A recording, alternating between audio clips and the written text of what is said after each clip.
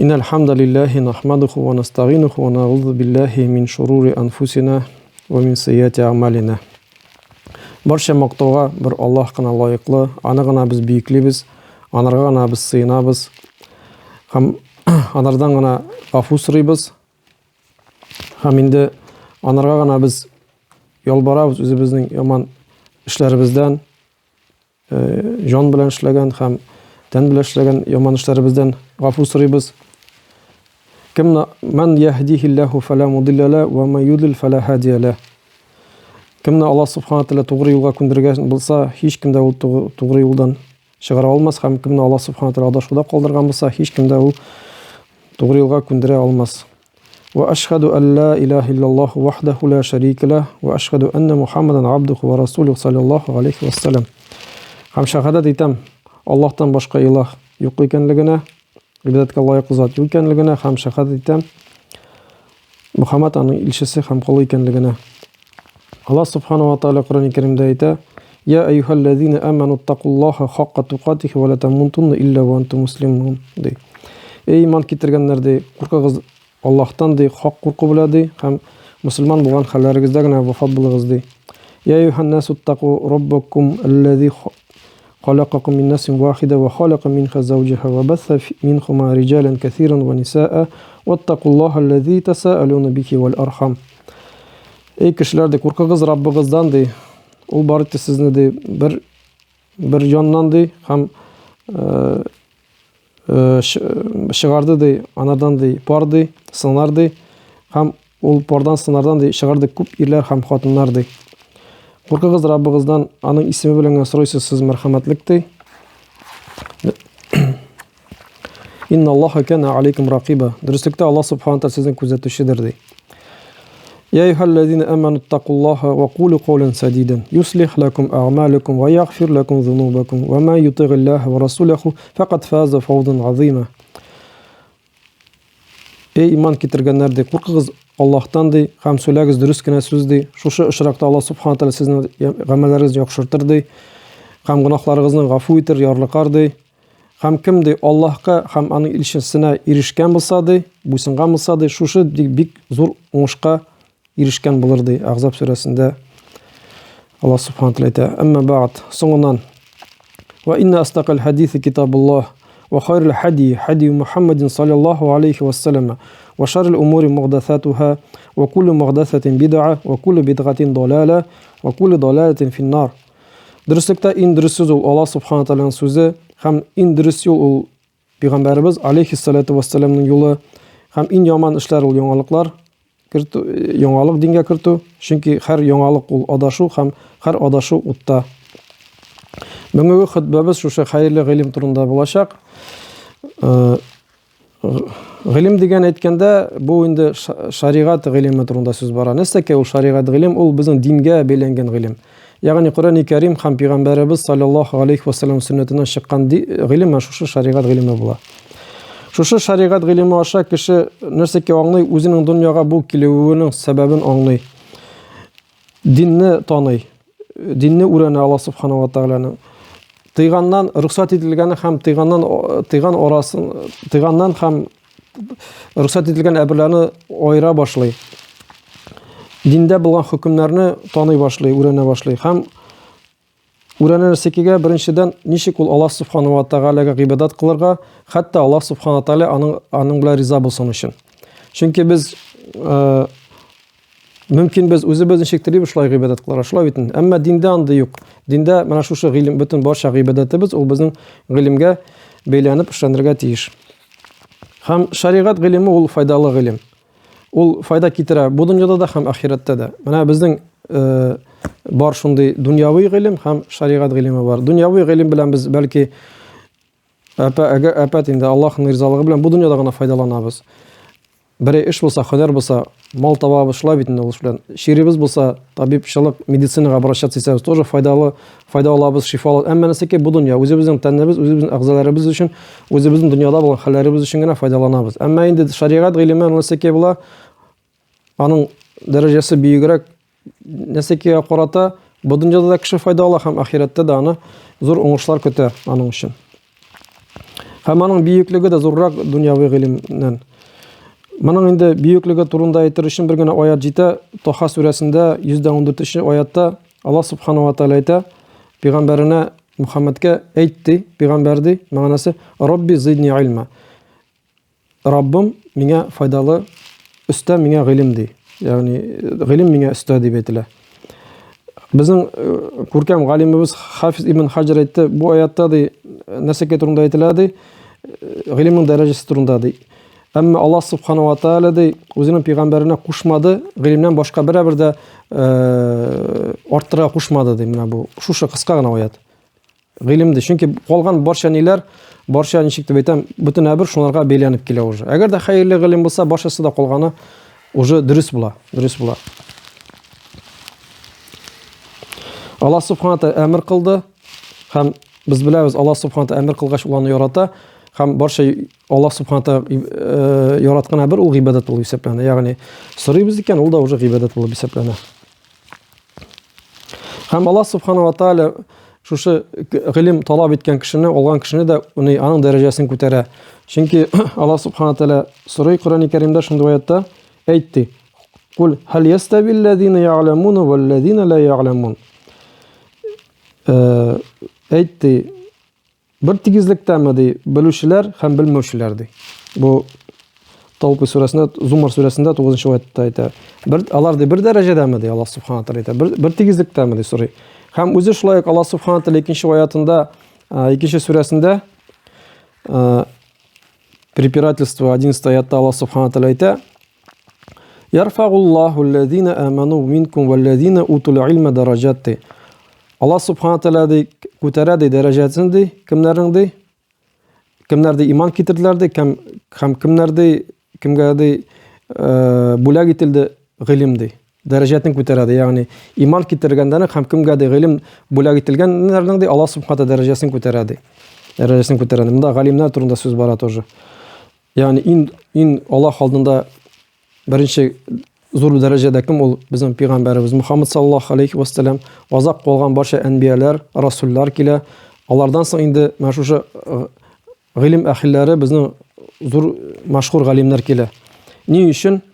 Чөнки менә без тақвалык турында әйттек бит, алда бит Давид аятларда. Кешенең тақвалыгы күбрәк булган саен аның дәрәҗәсе дә зуррак. Аллаһ Субханаһу ва Тааля әйтә: "Иннама яхшаллаһа мин гибадихи ал-улама." Хаклыкта да ин дөрес курку белән кемнәр генә куркалар ди Аллаһтан ди, аның ди кулларыннан ди, улама, ягъни белгәннәр генә ди, галимнәр генә ди. Аллаһтан ди башкарак куркалар ди. Халык сүрәсенең 28-нче аятында.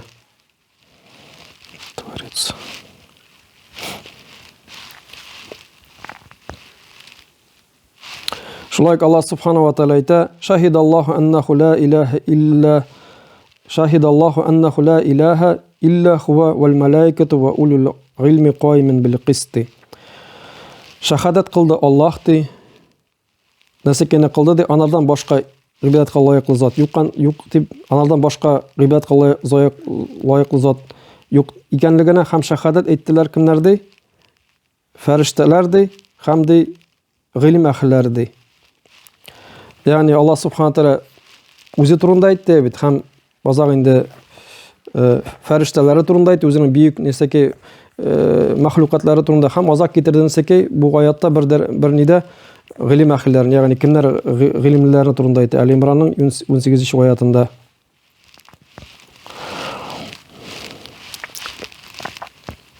Һәм шулай Пәйгамбәрбез алейхиссалату вассалам да әйтеп калдырды: "Фадлул илми хойрун мин фадлил ибадати вал малаку дини al-вирaq."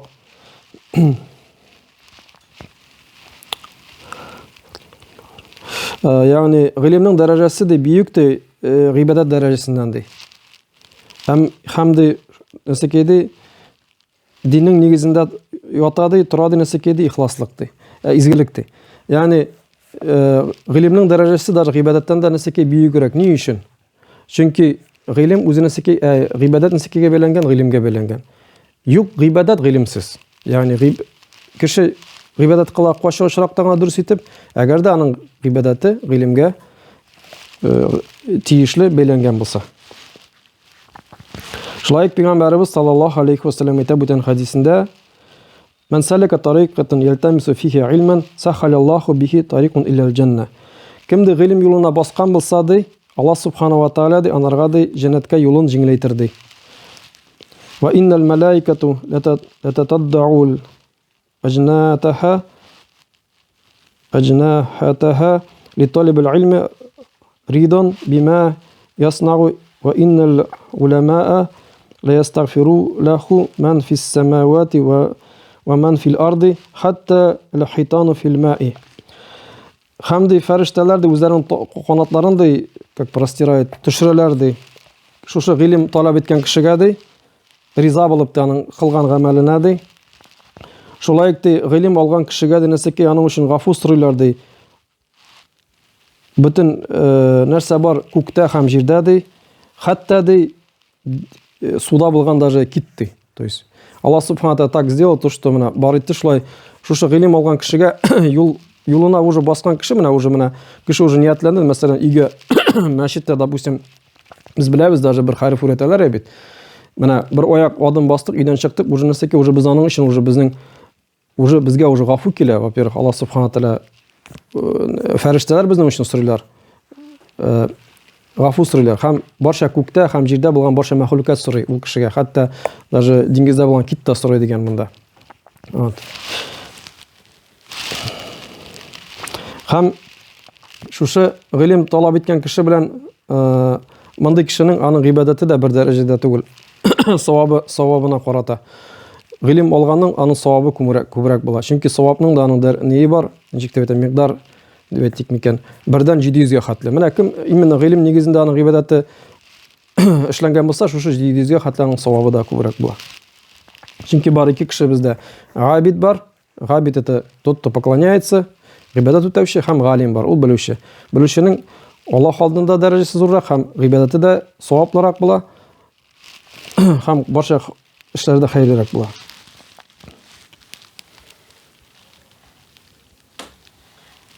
Һәм гыйлемнең ниедә менә монда әйттек бит аят битендә курку турында бит. Аллаһтан куркалар ин дөрес курку белән хак курку белән гыйлем әһелләре генә куркалар дигәндә, ул гыйлем алган кешенең ул һәр вакыт аңлый, Аллаһ субхана тааля күзәтеп тора.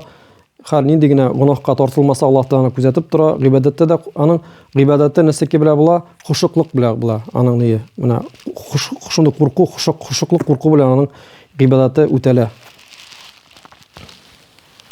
Смиренный страх.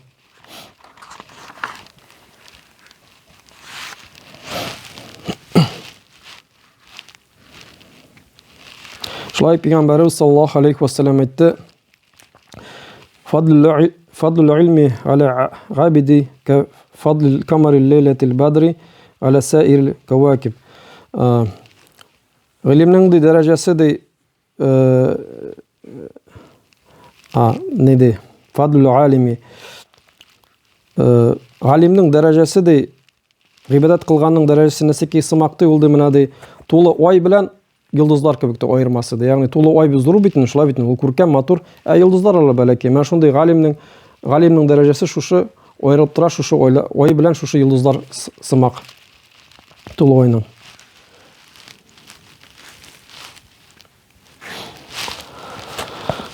بارك الله لي ولكم في القرآن العظيم ونفعني وإياكم بآياته وذكر الحكيم. أقول ما تسمعون واستغفر الله لي ولكم من كل ذنب وخطيئة واستغفروه إنه هو الغفور الرحيم.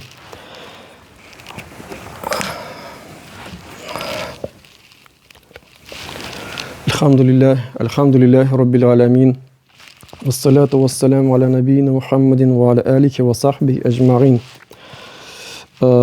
İkinci xutbanın bölümünden нәрсә китәсем килә. Бу гыйлемнең хөкеме нинди?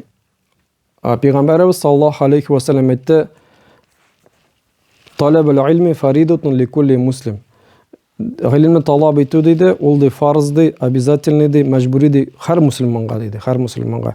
Чөнки дин ул безнең нинди генә шөгырьләнү, уйнау, кызыксыну түгел, шулай ул безнең диндә мәҗбүри бер, обязательный. Шуңа күрә гыйлем дә безгә обязательный булып тора. Һәм монда бер нинди дә ничек дип әйтәбез, моны сузу, нитү булырга тиешле түгел. Мөселман кеше ул нәсәкәй самигъна ва атагъна, ишеттек һәм буйсындык булырга тиеш. Ул именно уже белгәч тә фарыз икәнлеген нәсәкәй тартылырга тиеш ул гыйлемгә. Монда инде нинди гыйлем турында сүз бара. Ул беренчедән менә синең динеңне нинди гыйлем тотып тора. Мәсәлән, ничек дингә керергә беренчедән дөрес дип шулай бит. Һәм ничек калган барча гыйбадәтләрне үтәргә. Әйтик, беренчедән Аллаһ субхана тәала тану, аның динен тану, Пәйгамбәрбез Мөхәммәд саллаллаһу алейхи ва саллям тану. Менә шу өч әбер беренчедән тора. Азак намаз килә. Ничек намазны үтәү? Бер елдан соң ураза вакыты җитә. Менә шуларны биш кеше өйрәнергә тиеш. Ул барчасы да мәҗбүри гыйлем булып тора. Обязательно булып. Шулай Пәйгамбәрбез саллаллаһу алейхи ва саллям әйтә: "Ахаббул аъмали илаллаһи адвамуха ва инна қал." Аллаһ алдында да инде яраткан эшләр ниндиләр ди? Ул ди әз булсалар да дәвамлы булган эшләр ди. Иң дәвамлы булган эшләр Аллаһ субхана тәала иң яраткан эшләре. Ни өчен бу хадисне китердем? Чөнки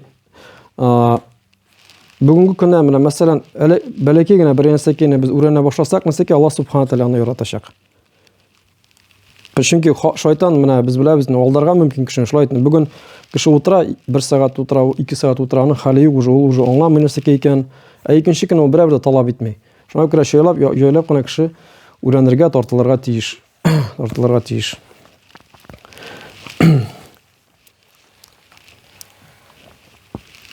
ربنا لا تزغ قلوبنا بعد إذ هديتنا وهب لنا من لدنك رحمة إنك أنت الوهاب ربنا آتنا في الدنيا حسنة وفي الآخرة حسنة وقنا عذاب النار برحمتك يا أرحم الراحمين.